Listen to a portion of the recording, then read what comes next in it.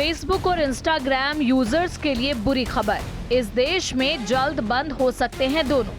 Social media आजकल हमारी रोजमर्रा की जिंदगी का हिस्सा बन चुका है। सुबह उठते ही इंस्टाग्राम खोलना हो, फेसबुक पर दोस्तों और परिवार की खबरें लेनी हो या दुनिया में क्या चल रहा है ये जानना हो, करोड़ लोग सोशल मीडिया प्लेटफॉर्म का ही इस्तेमाल करते हैं।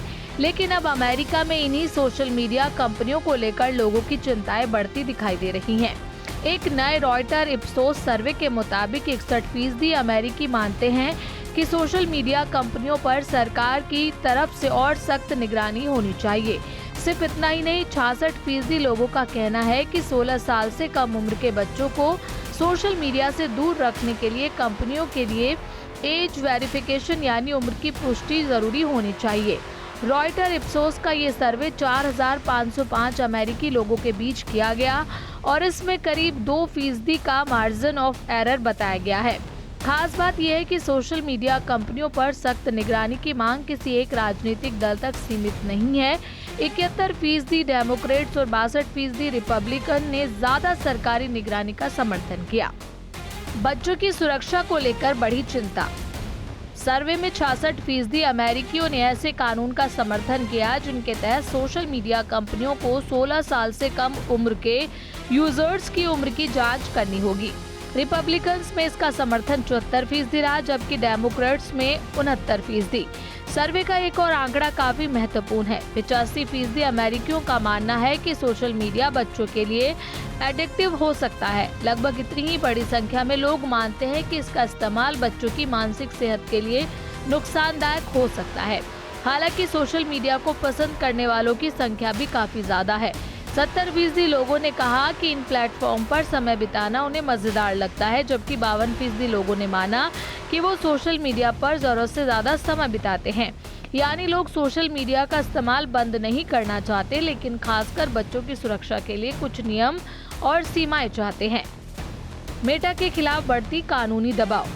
ये सर्वे ऐसे वक्त पर आया जब अमेरिका में मेटा के खिलाफ कानूनी दबाव भी बढ़ रहा है।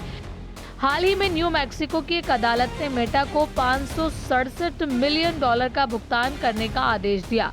इससे पहले इसी मामले में मेटा पर $375 मिलियन का जूरी अवार्ड लगाया गया। दोनों रकम को जोड़े तो इस मामले में कंपनी की कुल वित्तीय देनदारी करीब $942 मिलियन हो जाती है। न्यू मैक्सिको के जज ब्रायन बीडशीट ने मेटा के फेसबुक और इंस्टाग्राम के डिजाइन और बच्चों की सुरक्षा को लेकर गंभीर सवाल उठाए हैं।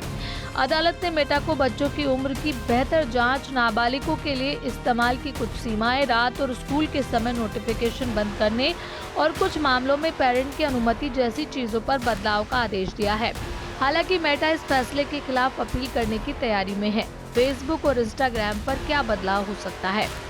इसका मतलब ये नहीं कि कल से फेसबुक या इंस्टाग्राम बंद हो जाएंगे, बल्कि आने वाले समय में इन प्लेटफॉर्म्स पर एज वेरिफिकेशन और चाइल्ड सेफ्टी से जुड़े नियम और सख्त हो सकते हैं।